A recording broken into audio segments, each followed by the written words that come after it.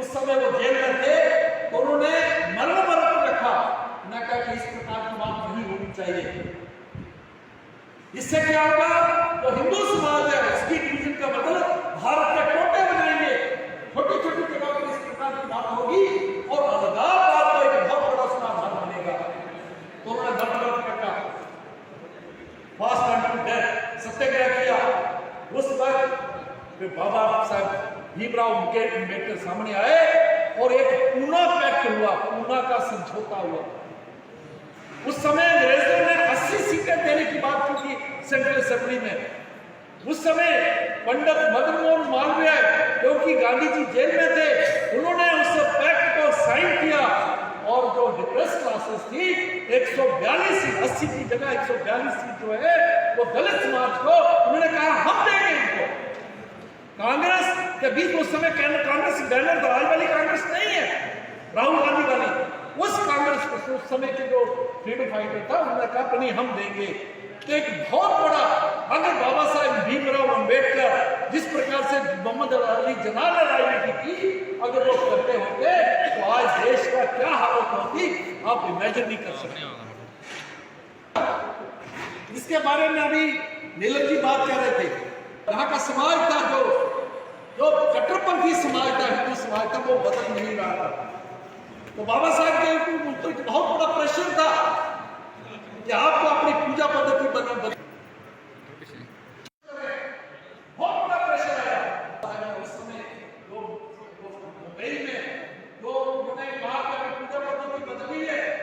तो उन्होंने ऐसे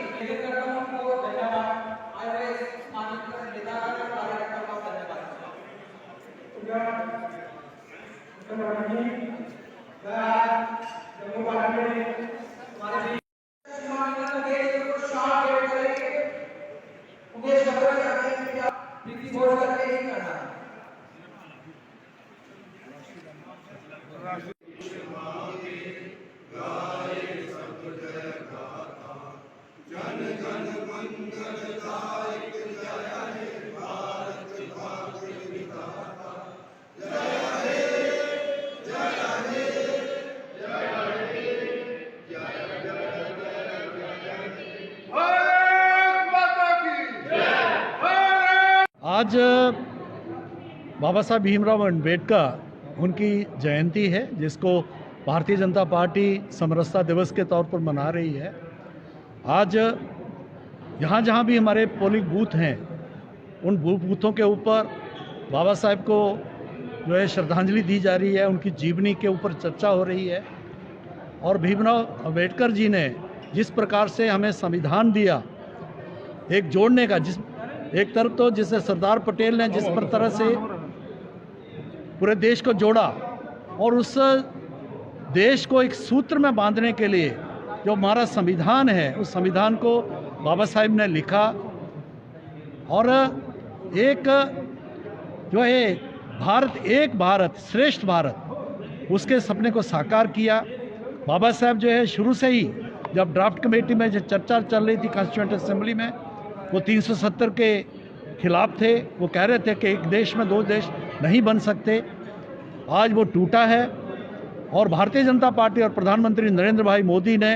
बाबा साहब भीमराव अम्बेडकर को एक बहुत बड़ी जो श्रद्धांजलि दी है 377 तोड़ के, और आम समाज को, दलित समाज, पिछड़ा समाज, महिलाएं, हमारे लेबर क्लास, जो भी वंचित थे, पीड़ित थे, उनके लिए बाबा साहब एक आवाज़ थे।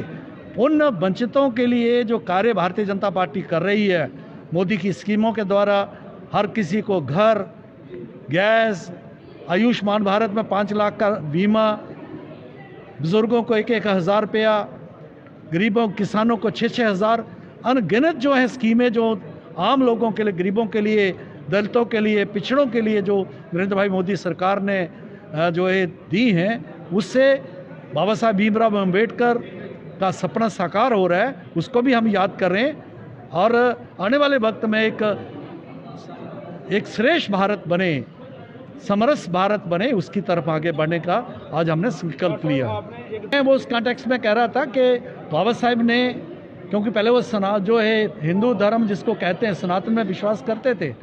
तो एक उनके ऊपर था कि उनको पूजा पद्धति बदलनी चाहिए, क्योंकि उस समय का रूढ़िवादी समाज बदल नहीं रहा था और दलितों को, पिछड़ों को जो मिलना चाहिए था, न्याय जिस लेवल का मिलना चाहिए वो नहीं मिल रहा था। तो पूजा पद्धति बदलने की बात आई, तो कई प्रकार के प्रलोभन थे ईसाईयत की तरफ से, इस्लाम की तरफ से, लेकिन उन्होंने दरकिनार करके जिस प्रकार से उन्होंने बौद्ध मत को, और जिसका मूल भारत में है, जो प्रेरणा भारत से लेता है, उसको अपना के वो एक जो है एक और अलगाववाद के लिए एक वो माध्यम हो सकता था, उसके ऊपर उन्होंने अंकुश लगा दिया।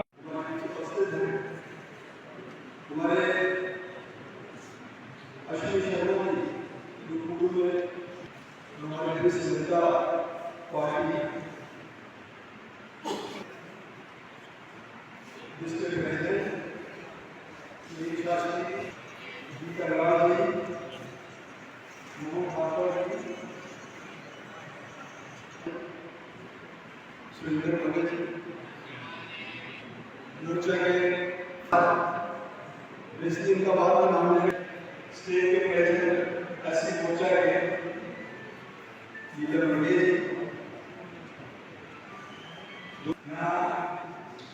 क्योंकि बाबा साहब जो महिलाओं को समान है, उनकी हक है, उनको जो अधिकार है, वो किसी भी सोसाइटी में, किसी भी समाज में उनको बराबरी के हक नहीं दिए। यहाँ तक डेमोक्रेसी में महिलाओं को वोट डालने का हक नहीं है, वोट डालने का हक होता है और उनका एक बड़ा शोर है कि वो सोसाइटी कभी आगे नहीं बढ़ सकती। समाज की महिलाएं तरक्की का फायदा, तो महिलाओं को इतना ऐसे ही महान नेताओं ने जो दशा दिशा से दिशा दी थी, वो कल्याणकारी योजना, और जो हमारी वही बाबा साहब चाहते थे कि समाज में अंतिम पंक्ति में खड़े हुए व्यक्ति तक वो उसका हक जो है वो मुझे मिले। वही भारतीय जनता पार्टी के संगठन की विचारधारा है। उसी विचारधारा को आज हमारी सरकार जो है वो आगे बढ़ा रही है। मैं आप सबको और आप सबका बहुत बहुत धन्यवाद करता हूं और आपसे यही कहूंगा कि आज अपनी सरकार और देश के प्रधानमंत्री नरेंद्र भाई मोदी जी जिस तरीके से इस देश को एक विकसित देश बनाने में जिस तरीके से विकास के रथ को गति जो दे रहे हैं, अब हम सबका ये फर्ज बनता है उनके साथ रहकर समाज में वो जागृति हम लाएं और देश को विकास के लिए आगे बढ़ाने में हम प्रधानमंत्री और सरकार का पूरा साथ है। आप सबका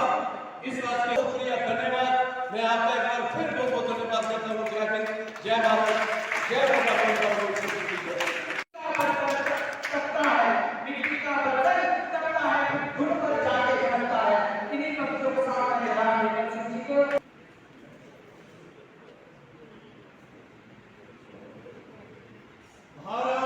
माता की जय।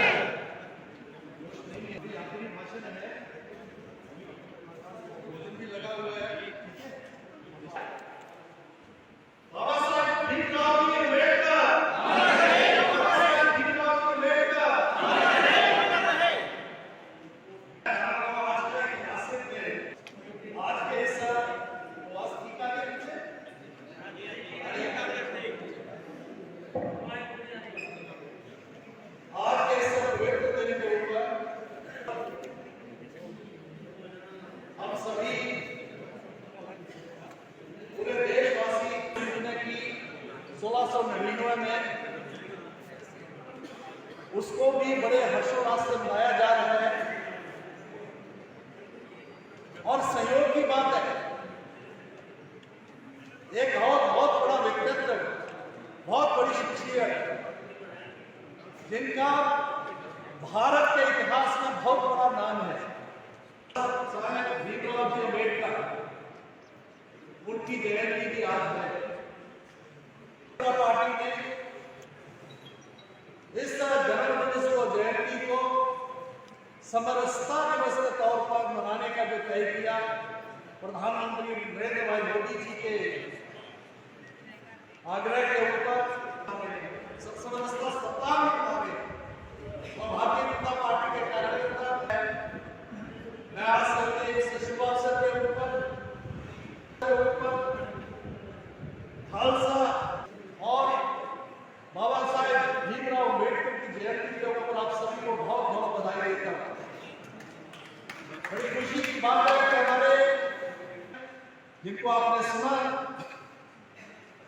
हमारे एससी मोर्चा के प्रधान, एक जुझारू नेता नीलम लंगे जी,